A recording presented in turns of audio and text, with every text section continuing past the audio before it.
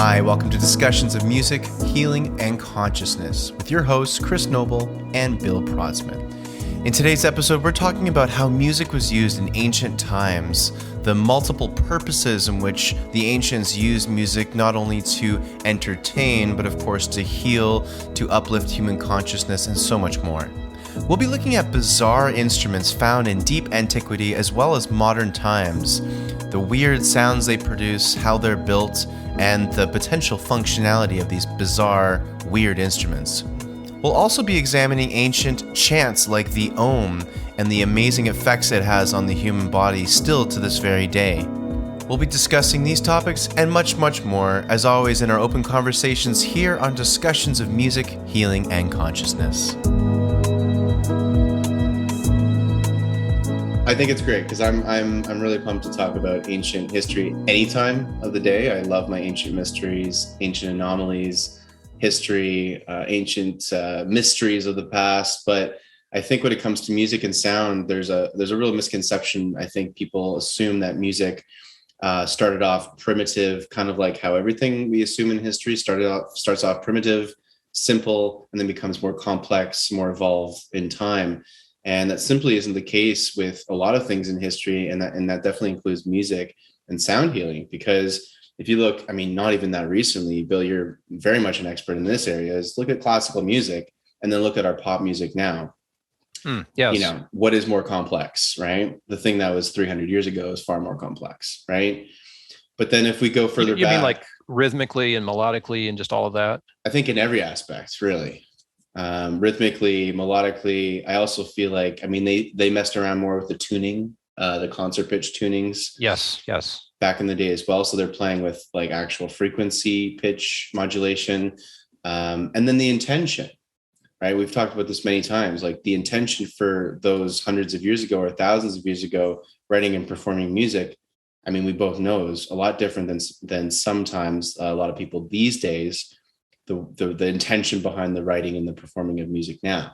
So let me ask a question, because this may lead the conversation a little bit, but you're going to be you're the one who's going to know the answer, right, Chris? So in the day when music was first ever, whenever that was, what was its purpose? Like the original purpose of sound and rhythm?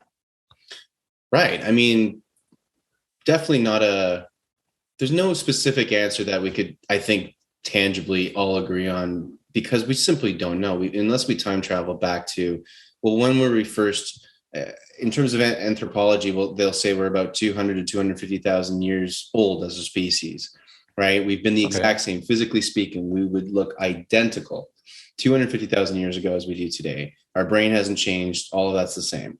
So since the inception of the human species, we've been making music because it feels like, as long as we've been human, we've been musical to some degree. We seem to have had this genetic makeup that allows us to create art and to create rhythm, to find kind of meaning and understanding through rhythm and melody. And I would guess, because I'm definitely speculating here, but my speculation would be that we used music as communication, as a form of communication from one person to another before language was even perhaps established. You mean just like person to person, or the long distance things like those skulls that they've found in Northern Europe, where the vocal cavity is so enormous that the sound that would have produced could have gone for long distances, like much longer than now. Exactly, right? Like it's to communicate back and forth. Maybe it was to communicate in a more primal way, if there was a threat, to scare away the threat. But of course, then there's also to call in people, to call in your tribe or people from far away, to project your voice as like a beacon, right? To communicate with people. But then when rhythm kind of kicks in, you start to, of course, think of drumming, right? Banging rocks on trees or vice versa, and creating some form of rhythm and some form of a drum, right? Which then evolves into, animal skins getting stretched over wood. Sure. Right. Yeah. And dried out and then used as a drum and stuff like that. But almost immediately when that starts to happen, and there's a really phenomenal, interesting branch of research into ancient psychedelics as well that kind of goes with this, which is they were drumming, and they were usually drumming around a fire a lot of the time, or in caves, but fire and drumming were very, rhythm and fire and ceremony seem to be very common. And then you have to ask the questions, okay, outside of maybe survival purposes and basic communication, what else were they using music for, right? And I would say that the first ever shamanic experiences were very likely induced with some form of music, maybe also some local psychedelics that would literally be picked out of the ground, like mushrooms, for example, eaten, and then a trip would happen. And I'm sure, again, we were just as smart as we are today as we were 250,000 years ago. So we would have figured out that if we had an incredible mushroom experience by picking a random mushroom off the ground and having the psychedelic experience, then we would find that same mushroom to induce the same experience. So there's Terence McKenna and there's other researchers who are proposing, it's quite a modern new theory, that psychedelics played an integral role in the evolution of the human species to bring us into a more civilized species. And this would have happened in the very beginning when people were, drumming and whatnot around fires in a more primitive type of culture. So music goes right there with it. So I would say it's like maybe survival, basic communication, but then the third component would be some form of shamanic experience, the early versions of that, at least. That's just my 2 cents. The spiritual experience would have been valuable. So for anyone who's had a psychedelic experience, I haven't had the one on mushrooms. There's a sense of being uninhibited, of allowing myself to be out of control in a sense, not so I don't have my hands on all the levers. I'm willing to let myself go into this place. And the fact that there's music associated with that, to me anyway, says, hey, I've got my music. I can hang on to my music as sort of an anchor, like a place where I can remember whatever the melody is. Maybe I'm chanting as I'm having this ancient psychedelic experience, that the melody is grounding me, reminding me that I'm still here. I'm on Earth, even as I have the expansion of consciousness. Is that your sense of history around this stuff, or am I just sort of making that up out of whole cloth? Well, we don't know. That's the thing, is like I can't say this with any certainty, just as much as like the leading historians can say this, because we have some forms of evidence, but that evidence is constantly changing. I mean, we're uncovering so much. I mean, on the historical side of things, what we have just started to realize is that if we actually look underwater for archaeology, we're going to find way more than when we're looking, well, not way more, but we're going to find a heck of a lot of it underwater, because not only 10,000, 12,000 years ago was the end of the last ice age. And our sea levels rose by about 200 feet very, very rapidly, very quickly. There was a very rapid melting. Theories are that it was an asteroid impact or a solar flare. But regardless, we have ice core samples from Greenland that we can date. There's incredible drilling that they do, and they drill out this ice, and you can see lines through the spherical, cylindrical piece of ice. And you can date, and you can also find like so much information of what was going on planet Earth at different points in history. So we know through that there was a massive cataclysm that happened 12,000 years ago. And so with that in mind, sea levels rose about 200 feet, meaning every coastal city went underwater. And where do we build most of our major cities? Right near the water. Right. On the water. So we're looking at almost every major infrastructure and city and piece of construction and architecture from perhaps an ancient world of humans that we have lost, like in Atlantis per se. And that's all underwater. So we might find so much more evidence for how how music was used at very ancient times. It could have been used for crazy things like not just healing, but also music and sound could have been used for levitation. I mean, we see, if you go onto YouTube and you literally type in acoustic levitation, you can see this happening. It's amazing to see like a little ball of foam get vibrated by 2 speakers, or actually 4 speakers placed evenly. And the frequencies that they pump are the same. And it's the resonant frequency of this little ball. And all of a sudden this ball is like, boom, pops in the air and starts to levitate. So, I mean, who knows what we were using them for. But I'd say at the end of the day, when you kind of dial it back, you made a good point, Bill, which was, even in the beginning of it all, what if it's just an innate thing for you to hum a melody, a random melody, just to feel good, just to feel safe and secure, Sure. Did we probably do that at the beginning? I don't know. Probably, right? I mean, we have this ability to make the sound. I would love to be able to study languages someday and figure out how all that happened. But we have a fairly evolved capability to make language happen, to make sound happen.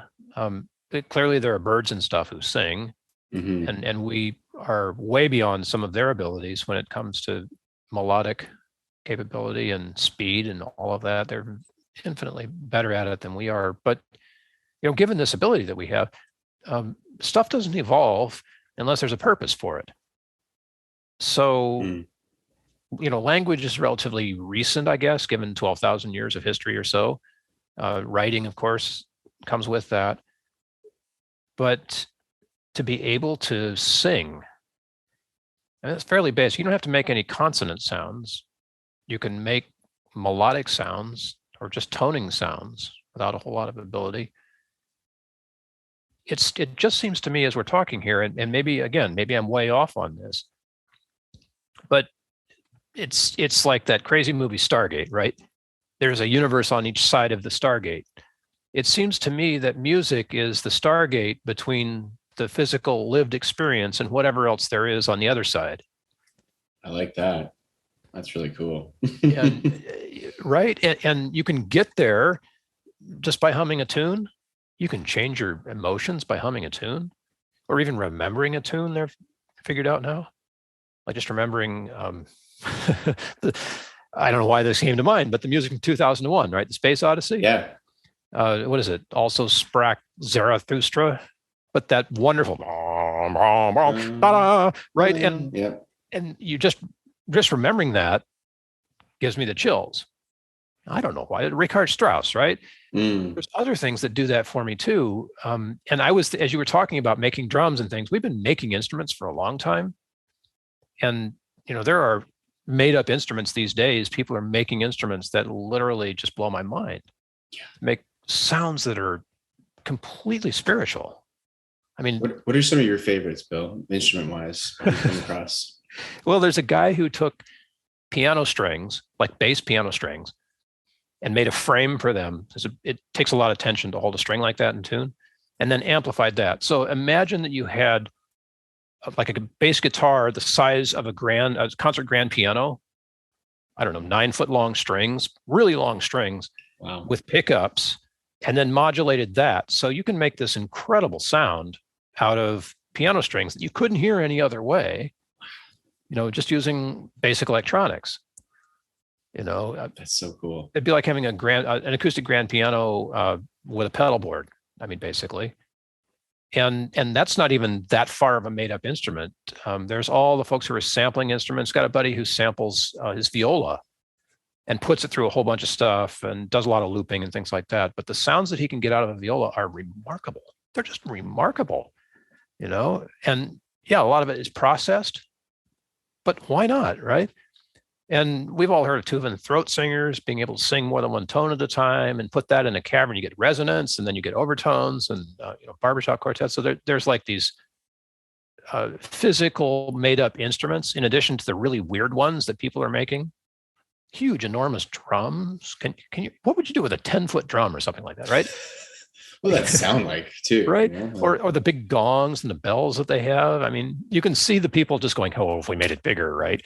And then they go to the bronze casting place, wherever it is in ancient history, and say, "Well, I want to make one that's 5 times as big as the last one you made," and everybody rolls their eyes. And a year later, they come back with this giant bell, right? So that this drive we have to make new sounds and invent new ways of making them, and it seems like that's part of it too. Like along with language, we started to build things that made weird sounds, right, happen. and why not? Why not, right? That's how instruments are created. A lot of it isn't mainstream, but you've seen the pictures of the guy standing on a ladder to play the world's largest saxophone or whatever it is. I love that. I love it. Right? Oh my God. But the sounds of, I don't know, ship engines or whatever. There's methods in the madness. We've all seen the tractor video where the tractor is basically the old-fashioned tractor. It's the percussion beat behind the Oh, cool. bluegrass band, right? So Right. this is something that's been something that we do, I guess, for a long, long time. I mean, people looking for new ways to resonate. What about you? What's your favorite weird instrument that you've seen? I mean, I love the bass piano string. That one just That's cool. I love sounds that. so amazing. It's like I'm trying to picture that. it's the Yeah. voice of God. It really is. Honestly, that's really cool. I remember going on a rampage many, many years ago to look at just utterly bizarre instruments that are out there. I think it was for a film I was working on, and I ended up finding some incredible things. So one of them it was called a Carnex, I think is how you pronounce it, and it's like a battle horn from the Viking days. And so this is a very old instrument, and it was like it it's played like a trumpet, but only in the sense that it's a brass instrument. It's a trumpet type of thing, but instead of how most trumpets, they're like, it's a horizontal instrument. You put the mouthpiece to your mouth, and then the instrument expands outward from there. The Yeah. Carnex has a mouthpiece that goes onto your mouth, but then it immediately makes a 90-degree angle upwards, and then just shoot, and then the instrument is just above your head. So when you're kind of playing and then like balancing this weird horn well above your head, and then it's got this big sort of end to it, I guess. I don't know my terminology with brass instruments that well, but anyway. Was it meant to be a weapon? Well, it was meant to be extremely intimidating, because if you YouTube this, and you'll hear a lot of the high pitched parts of it, and it sounds like a ceremonial trumpet, but then it can play, because it's such a big instrument, if you kind of like play it less melodically, and I've heard it played with this weird like low drone sound. Yeah. It sounds like the gates of hell were opened up. Right. And it's bone chilling. And so they would play this in before a battle would ensue, to intimidate their opponents, with other intimidation tactics too, because I know the Vikings were terrifying. And so I was imagining these Vikings with the sound of this Carnex playing, and I'm like, yep, that's bone chilling. It was perfect for the film I was working on. That's why I found it. But it was a sound that, like you said, with these piano strings, you're like, what? I've never heard anything like that. Right.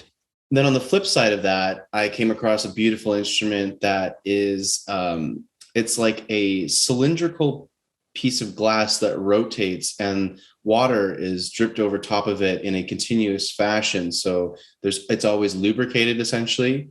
And the glass is rotating on its own, and you put your hands on it like to play a piano, except you're playing rotating glass. Oh, like the people who use crystal glasses of different sizes. Exactly. Sounds very similar to that, but played in a piano setting rather than having a bunch of crystal glasses. And it does sound different too. It has even more angelic, you like, otherworldly, like it sounds like an alien kind of instrument, really, more than anything, right? Like a real theremin. Yeah, like a real theremin, like a whoa, whoa, whoa, kind of like very like, what it's like glass singing, right? Like what does that even sound like? But it's I mean, people can YouTube these instruments, and you can type it in more, because I don't even know the name of that thing, but you just type in like, glass resonant instrument cylinder or something, and you'll find whatever that thing is.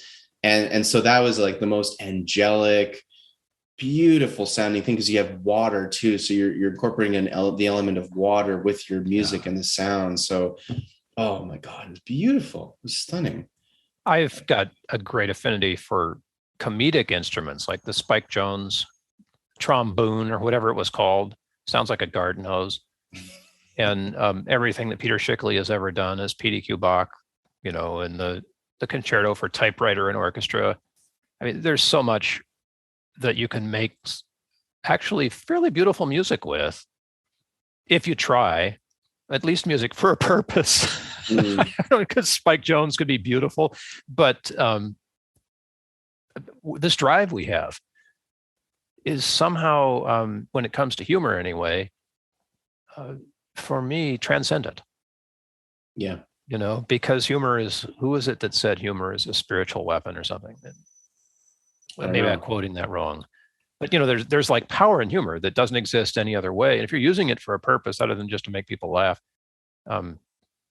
dare I mention Dave Chappelle and the whole trans thing, but he's trying to teach there.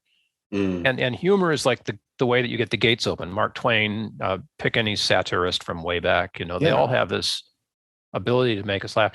But musical humor does that as well. If you're talking about Tom Lehrer or whatever, they're using regular instruments for the most part. Victor Borg, remember that guy? Thank you, Victor Borg. There's one guy I was trying to think of, and he's hilarious piano player, right? But he's a virtuoso, which is so fun to watch. Yeah, and I mean, pushing the limit in a new way, right? With music, and it does give you insight, especially things like every song sounds like "Happy Birthday," which it doesn't, but he makes it sound like that. That's hilarious. I love that. That's really hard to do. Just went out. No, my headset went out. Keep talking. Okay, yeah. I mean, it's with comedy and music. It's so amazing. I've done some comedy short films, and writing the music for them is sometimes it can be more challenging than writing the music for a scary scene or a sad scene, because how do you make something funny? Like you would think, oh, I'll just put silly instruments. You're like, yeah, but it has to suit the scene. It has to suit the tone of the film. So just because slapstick kind of comedic music for Looney Tunes doesn't mean it's going to work for everything, right? Yeah. So you have to try to find humor in music, and sometimes I find a lot of the time it's the articulation of the instrument, like the way you play it is funny rather than the notes itself. Sometimes, like we always know the classic kind of humor sounds with the trumpet, like wah, wah, wah, or whatever, like very iconic sounds, right? But it's plunger. Yeah, the plunger, but it's how it's performed, right? It's all those like sort of pitch bending and making things kind of sound like they're out of tune almost, just to create that humor. It's funny. It sounds silly. So it's amazing, again, the power that we have of like, what if, again, bringing it back to when humans were first humans and we were creating music, maybe it was for such a variety of things, and we weren't consciously trying to do it for those reasons. We just made a silly sound, and then our friend looked over and said and started to laugh at the silly sound we made, and then they made a silly sound, and then you just have two humans laughing at each other, making silly sounds with each other. I mean, is that so crazy to think? I don't know, right? Like, have you ever taken a blade of grass and held it between your thumbs and created a reed that you can blow and make a whistling sound? Yeah, definitely. That for me was such a revelation. I don't remember how old I was. My parents showed me how to do that. But to be able to create an instrument from a blade of grass, it's like, wow. And then, of course, there's people who can whistle really loud through their teeth or whatever makes that happen. And I think the variety that must have existed in the ancient world of sounds, like if you could think about an orchestra today or putting together a band of ancient instruments just from what you find lying around in the forest, what would that be like? It's pretty clever to have all this technology and stuff, but if you're talking about, we all know about banging on logs, but what other instruments are available to the 12,000 BCE kind of person who wanted to make some music? I agree, right? And I'll just use as almost a fantasy pop culture reference with Lord of the Rings, and it's not a real life thing, but it's a good example of like what could have happened in the past. And I remember in the second film or the second book, when the Battle of Helm's Deep, there's this huge refuge that the Rohirrim go to save their people, and so they all escape to this place called Helm's Deep, and there's this massive horn that it's like the horn of I know these movies so well. Anyway, the horn of Hammerhand or something, and I think it's what it's called. And Gimli plays it as the Gandalf and or whatever. Aragorn ride out to meet the orcs and to meet their death, so to speak. And it's this epic scene. But anyway, this horn is probably like 300 feet long. It's played at the top of this tower, and the actual end of the horn is at the bottom of the fort, and this fort's huge. Yeah. So we're talking like it's a 300-foot high horn. And I know this isn't a fantasy film, but you got to imagine that why wouldn't stuff like this have likely been built in the past, especially if it was metal? I mean, through time, like that's what gets worn down and also usually melted by other cultures later, thousands of years later. And that's why you don't see it anymore. But it could have very well have existed. Things of that nature. Like you could probably have had I mean, just imagine, right? With like the types of instruments that would have been built in the very, very distant past. Maybe they're using crystal energy. We've talked about this before with the energy of crystals. Why couldn't the crystals be powering up some form of crystalline instrument? I mean, how cool would that be? I'm thinking back in the day. So Bach came back into my awareness today, but when he was around, some poor schmo had to pump the organ. And if it was a big organ, there'd be a bunch of them actually like doing the bicycle pedal thing somewhere to make the air to power the pipe organ to, so you could hear this whole thing go. And so that's sort of mechanical technology, but why not crystals? And why not, we had bellows a long time ago. Why not a bunch of people like super bellowing into a mega Carnex or Carnex? Right. I don't even know how it's pronounced, but it's, yeah. And why not? Because, sound is scary. And the bigger the sound you can make, the more intimidating you can be. I mean, they talk about bringing down the walls of Jericho. Yep.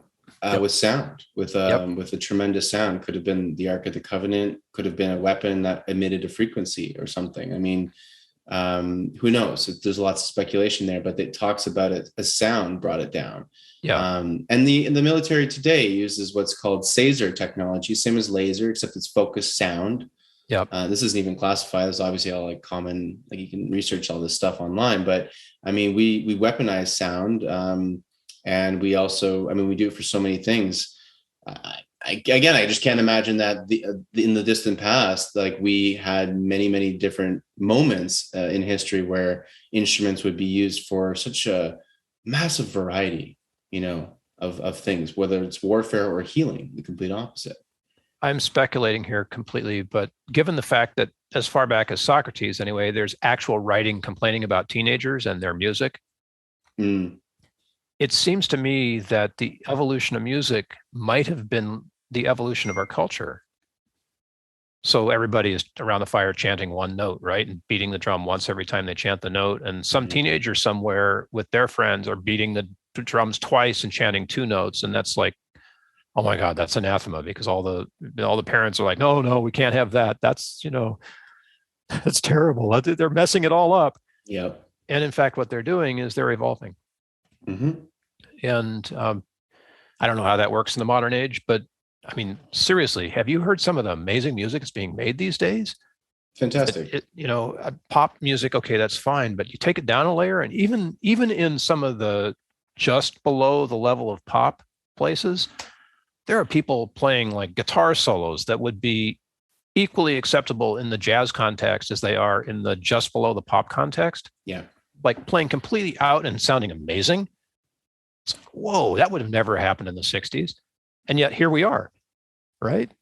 So, I mean, people always would, I've heard a lot of complaints from people in the past of, music's gotten worse, it's not as good as it used to be. And I always kind of laugh at that because I'm like, I definitely would disagree with that. There's always incredible art and music, always, like, because we're always creative beings, and there's always reasons to create, and whether or not it's maybe hitting the mainstream is another.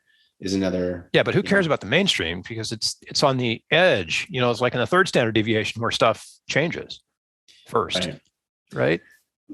Wow. So we really got away from ancient history, but I think that you're right about the cyclical thing.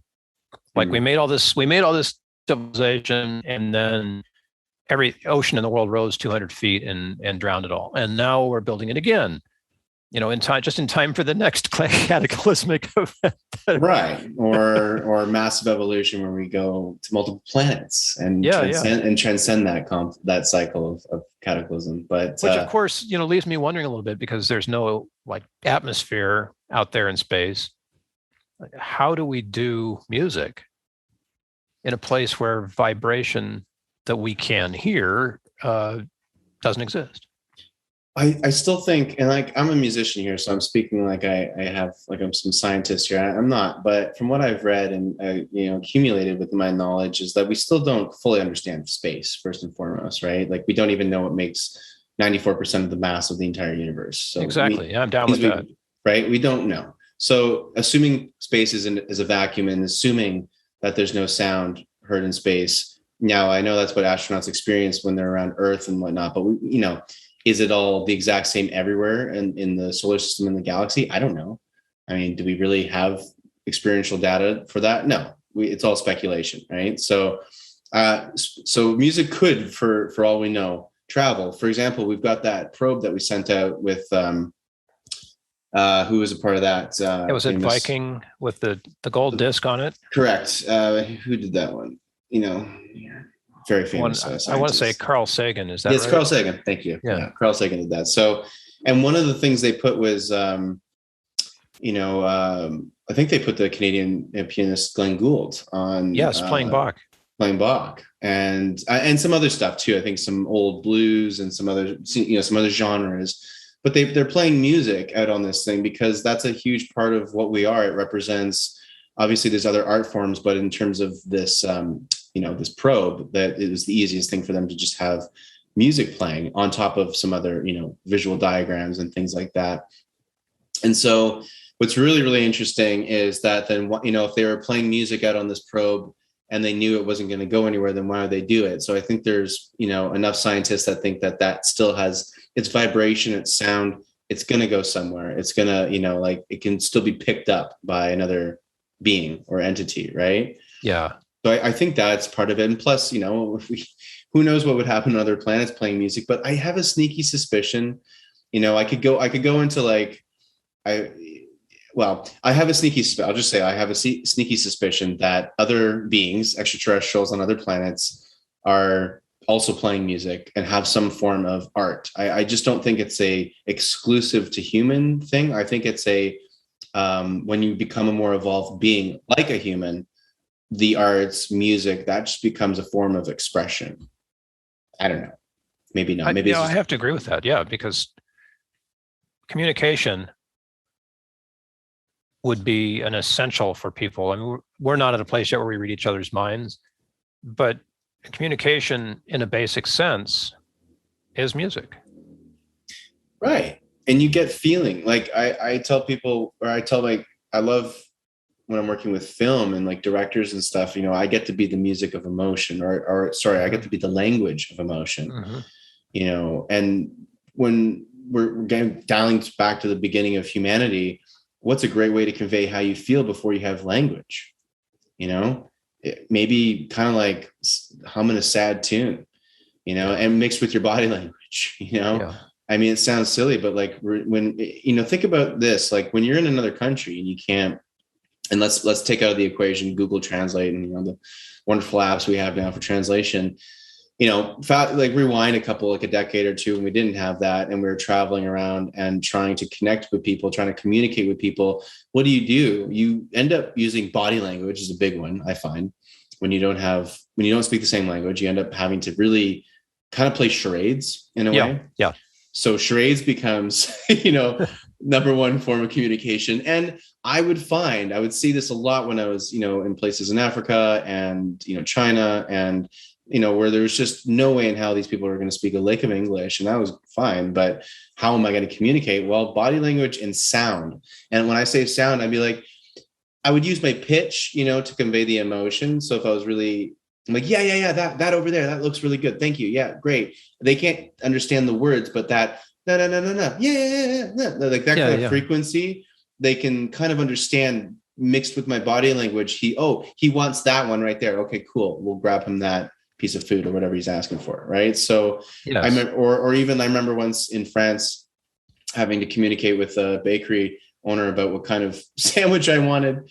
And so I ended up, I wasn't in France because I can speak French, but it was in Spain. And I ended up, I wanted a chicken sandwich. So I started going, bok, bok, bok, bok, so, and he got it. Like, it sounds silly, but you're like, but the communication was successful because he understood exactly what I meant by that. So you were able to find a common language that both of you understood. And the sound of a chicken is a universal sound. Right. Laughter, of course, is another one of those things. Exactly. And laughter has its own tone and frequency and kind of almost musicality to it as well. And so does crying, keening, Absolutely. There's the basics around this stuff would have informed ancient musicians, I'm sure. To be able to convey joy, to be able to convey sorrow, uh, anger, fear, Mm. um, pretty powerful ways of being able to do that are pretty basic to an understanding of civilization. Well, yeah, exactly. Right. Like basic, but here's another really crazy thought is, so when you go really far back into music history and just history in general, you've got, I remember this in university being taught, like the furthest back we can go in kind of, let's call it Western music, is the Gregorian chant. Yeah. And Gregorian chants, for those listening, is basically, it sounds like old church music. It's usually mostly sung by men because that was just the way it was at that time. But obviously that doesn't matter. It's more the form of the music is what's a Gregorian chant, which is like these very long syllables are held for a long time, sometimes like a minute or more. And it's got that kind of like core, like or whatever, like that kind of almost a mystical sort of vibe to that music. But it's actually gorgeous, beautiful music. If you're curious, definitely YouTube that. But what I think is really interesting about that is then when you go into ancient Indian music and the Vedas, and how like languages like Sanskrit is one of the oldest languages on the planet, you look into that music, which is even older than Gregorian chants. It's probably thousands of years older than that. And not only is the music still very complex, but also has the same effect of the Gregorian chants in the sense of it's very mystical, it's very spiritual, it feels very meditative. And it kind of alters your state of consciousness when you listen to it.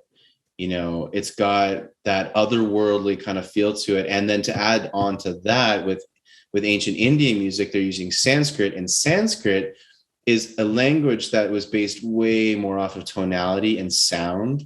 It's the sound of, much like ancient Hebrew, it's the sound of the words that is almost more important than the word itself, because it's the sound that it creates that is supposed to be representative of the meaning of it.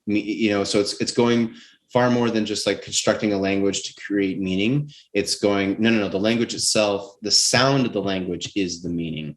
And that's my very crude understanding of Sanskrit. I'm sure much better experts can speak to that, but that's kind of what I've been able to learn about it, which is kind of crazy because it's a language based off of sound and vibration, which is why they still include these ancient Sanskrit mantras in a lot of modern meditations and things like that, because they recognize that this language is not only just, because the words, I don't understand Sanskrit, I don't know what they're saying, but the sound of these words is activating. There's something going on there where you're like, whoa, I mean, I feel different when I listen to Sanskrit. Yes.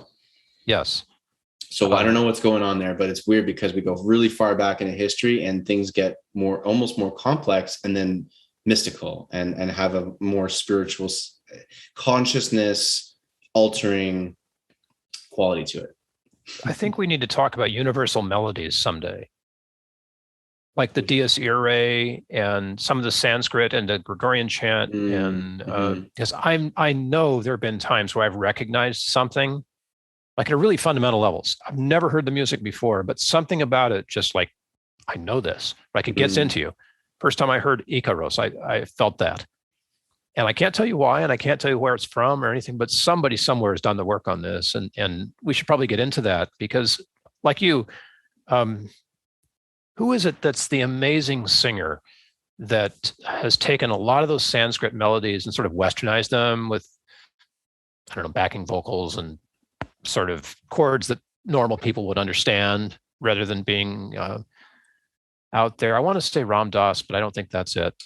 But it's somebody else. Yeah, he's done some really amazing collaborations, but there's other people for sure. I can't think of names right now, but I know there's those melodies, like the melody of the Gregorian chant, like the first time that I heard that outside the university in an actual Catholic church, I was blown away.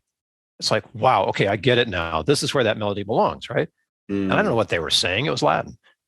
But the melody somehow fit the environment in a way that was transportive. And I think that's the same with the Sanskrit melodies you're talking about. Those sort of fit the need that we feel for reaching to the other, finding new depth. It's got to be that way worldwide in musical sort of traditions.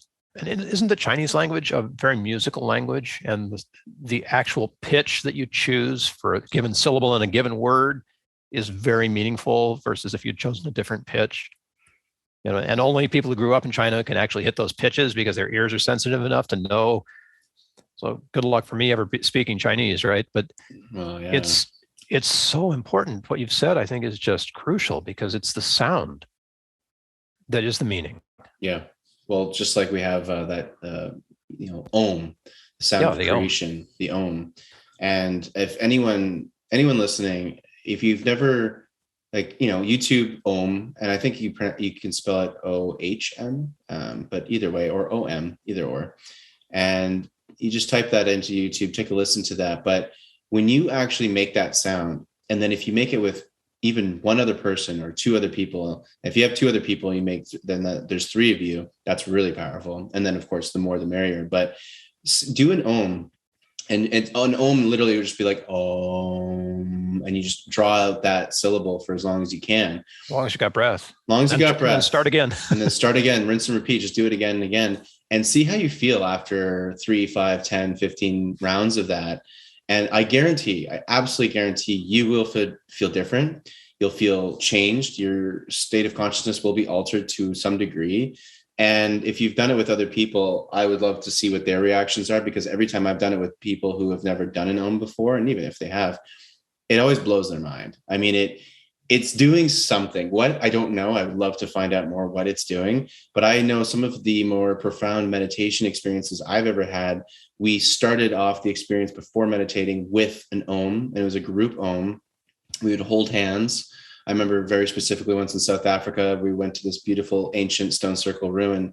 Cool. Yeah, it was amazing. It's called Adam's Calendar, just 2.5 hours out of Johannesburg area. And it's absolutely stunning. And anyway, it's an ancient site, and it's kind of like a smaller version of Stonehenge. Mm-hmm. And so anyway, we knew this was a special spot. I'd been researching this for some time. And before we went in, it was a group of us that were very intentional in being there. And so we all held hands, and you actually do it, I think it's your right hand up and your left hand down to receive. And everyone does that. So you're all giving and receiving, creating a electrical circuit in a way, energy circuit that way through everyone holding hands. And then you all Om together, and you don't even have to hit the same note. And luckily we had a couple of musical people with us, so we actually could hear some harmonies forming. Nice. Which was really fun. But long and the short of it is that set us into a real specific state of consciousness. We walked into the circle and immediately fell silent because it's got its own kind of energy going there. I don't know, again, what it's doing, but there's some earth energies happening that we don't understand, because it made all of us quiet immediately. Not on purpose. We weren't told to be quiet. We just stopped speaking because it was just something sacred going on. And we all found our spot and had moments. And everyone, I think, wept at one point or another. People had profound experiences. I had like some sort of godlike source energy voice speaking to me at one point in my meditation. And I was crying too. And it was an incredible experience, but it really went back to not only this Om that we did that created it, but there was a moment during this meditation, I just remember right now, where a good friend of mine, she's an art therapist, and she's got her PhD in art therapy. So she studies this to a really amazing degree. And she started playing her ceremonial flute. She's got a beautiful wooden indigenous flute from somewhere in the States. And oh my God, this flute was, again, because it was designed by a culture that had different intentions, had very sacred and spiritual intentions behind this instrument and behind the music. I guarantee you that also added into this effect that I know when she started playing that, like, it sent me off into another whole, realm of healing and expansion. So there's something going on there, because that was an experience that I had. And I knew that experience was a timeless human experience, because I was in a rock circle enclosure, a much smaller version than Stonehenge, but just imagine that, right? So we're talking, this is old. This is a very old tradition here. This is thousands and thousands and thousands of years old. And yet we did it in a crude fashion, in a probably much more misunderstood way, but we did the best we could with what we had. And I had one of the most profound spiritual experiences of my life there. And so Yeah. what did we do? We did an intentional Om. We created sound, vibration, frequency. And then we went into meditation in a sacred site with some special earth energies going on. And then a flute was added in. So music was added in and intention was added in. So all that combined created a really amazing experience that I know our ancients would have experienced, oh man, like all the time, I feel like. Yeah. It's just whenever. It's like that's a Friday night. Definitely. I think Om is vastly underrated in the West. People know about it, but until you've done it, there's nothing else that combines breath work and intention and clearing of the mind while still being active, and just like everything that you all hope for when you're doing yoga, to prepare for meditation, which is, I'm told, how it's supposed to be done. Okay. Takes place when you sing the Om. And you don't have to be like sitting still. It's kind of nice if you're in a holy place, but you can sing the Om in the car and have the same kind of beneficial effects that are appropriate for the car that you'd get if you were singing the Om with Chris in the circle, of stones. And it's just such a fantastic thing, highly underrated. I first heard somebody explain it. I think Joe Campbell is who I listened to the very first time that somebody really explained Om to me. And it's a great touchstone. Wherever you are, to be able to sing with your family, sing with your significant other, whatever it is, what is it? The sound of all the vowels are in Om, right? Oh, I, Om. If I did that right, I don't know, but that's the idea. And it's all the sounds we can make in one note, right? Just the sound of creation. Opening. The sound of creation. The sound of creation, which is interesting that it's every vowel we can make that comprises and creates the sound of creation. Like is it coincidence that those are the vowels we have, the only vowels? I don't know. He shoots, he scores. Yes. I did it. But right? I don't know, right? It's interesting. I wish we could make the Om like nobody's sampled it yet. There must be a keyboard someplace that's got Om sampled in somewhere. I'm sure. Right? I would love to be able to play like the piano with all the notes tuned to Om. That would be actually, that'd be a really cool idea for an electronic dance song I might have to work on there, Bill. Thanks for the inspiration there. Sure, anytime. Yeah. I was just in a incense. I was at a store that's selling incense. It was an Indian-run store, and I could see on the wall this like, I'm blanking on the name. I just asked the gentleman too. Damn, but it was like a sitar, but a much smaller version of sitar. Okay. And you can see how very intricately tuned these instruments are. You have these larger bass strings that go all the way down the neck, and those are tuned, I think 4 or 5 at the end there. And then you had like 6 other strings that were tuned kind of in the middle of the guitar. Sort of how there's the banjo has like 1 string. Yeah, that one and outlier. That outlier. Well, it wasn't quite like that. There was like 6 others on this instrument. So it's kind of like a sort of like a modified banjo sitar thing going on there. And I didn't, it looked like an antique. I didn't want to play it or anything because I'd probably break it. But you look at those instruments and the overtones that those would create. There's no wonder that, especially with Indian music, like when the Beatles went to India, like they immediately became mystical people. They immediately started, studying transcendental meditation. The song Dear Prudence and that whole album was written when they're studying transcendental meditation, and Prudence was one of their yoga instructors, apparently. Yeah. And so you can kind of, when I look at the instruments of that culture in particular, and they're not the only ones, there's many other cultures like this, but I just think of that and like the way those instruments are created to create those overtones and those very etheric, mystical sort of sounds. I keep like blanking on the right words to use for this, but it literally alters your state of consciousness when you listen to that. And I was listening to a mantra every day last week, the Lakshmi mantra for financial abundance. And so I was listening to this every day in the morning during my meditation for about 20 minutes and singing along with it for about half of that time, and then just listening to it. And the background classic kind of sort of, you could call it psychedelic Indian spiritual sound, which is that, I forget the name of the instrument, Bill, like chime in if you remember, but it's not a sitar. But it's very, very popular. It's always used. It's kind of a drone sound. Yeah, the bowed sort of as if it's not. It's not a didgeridoo. It's higher. It's higher, but it has a low kind of quality and these high textures too. And it's if you heard it, you'd understand, and you'd recognize it immediately. Everyone hears it. It's the beginning of several of those Beatles songs, you know, in their psychedelic times. And so, what is it with that? You know, how did they know how to create that? You know, I don't think I could think of how. Let's just go build a psychedelic instrument. What does that mean? Like, how did they know how to create that so specifically? Right? Like, that's such a. And what pitch do you pick? I mean, when you've got one string, you know, you're sitting there with a string and a bow. What string do you choose, or what tone do you choose? What timbre do you use for it?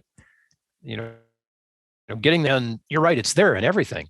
When you listen to Indian music, that drone is there. Always, yeah. And it's always, once you get over yourself and you decide that you can listen to it, right? There's that whole the cultural breakthrough you have to make. But once you do that, all of a sudden you're in the place and you're like, whoa, okay, there's something here, right? There's some meaning in this that's more obvious than just a pedal tone. And it's so funny you say that, Bill, because I remember as a teenager hearing some form of Indian instrument in any song, and I immediately, and I'll fully admit it, I would immediately kind of like, I'm less interested now. You know, that's just how I was as a teenager. I was more interested. Right. I mean, we all are, right? I wanted my rock and roll. I wanted whatever I was wanting at that time, right? And now, after my spiritual journey and everything like that, I hear Indian music and I'm like, oh, turn it up. Like, give me the good stuff, man. Like, I hear that instrument, I get so excited and intrigued. And I've done a complete 180 where now I'm like, if I hear that, I'm like, oh yeah, crank that up. Let's get some good vibes going here. One of the tough things about music is when you bring all of your preconceptions to it. And you're just missing out, you know? And all that the music is really asking is listen to me on terms, right? Yeah. And when you do that, everything changes. But it is a discipline. Like for me to listen to modern classical music really takes effort because there's a lot of it that is really difficult to get into. And if you're a big fan of 12 tone and other stuff that's out there right now, no, apologies, I'm not dissing on you or anything. It's just there's some barriers that are hard to cross than others. Mm-hmm. And it's really normal. Hey, at least you're showing up. If you want to make the effort and cross the barrier, you might find something you didn't know before. So, you know, give yourself a little pat on the back. And it's a musical experimentation.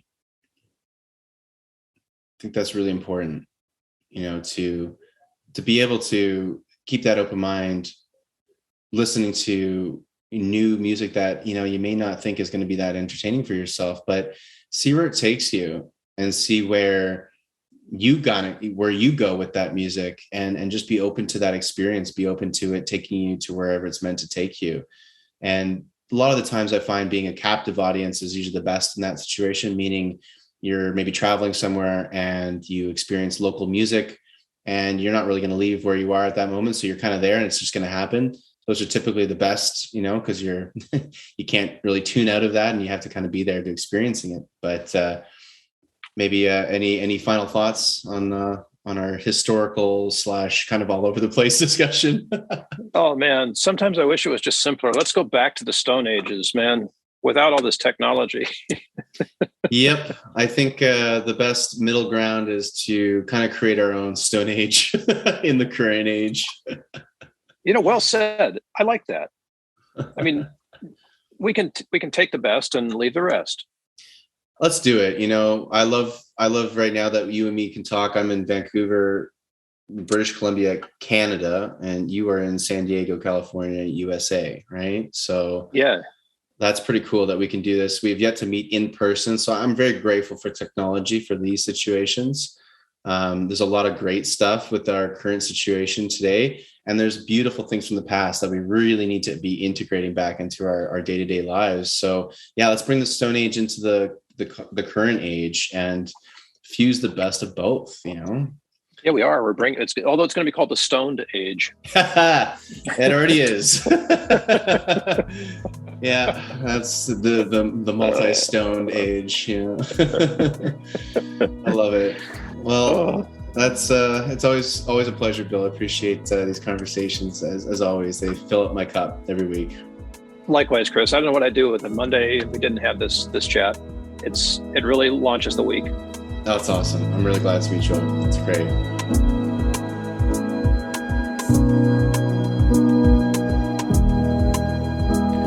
Thank you for listening in on our conversation and for taking time to show your appreciation with a like, share, or subscribe. Discussions of music, healing, and consciousness is a practice of spontaneity, and we welcome your comments, ideas, and questions. There are ways to connect with us in the show notes, so let us hear from you.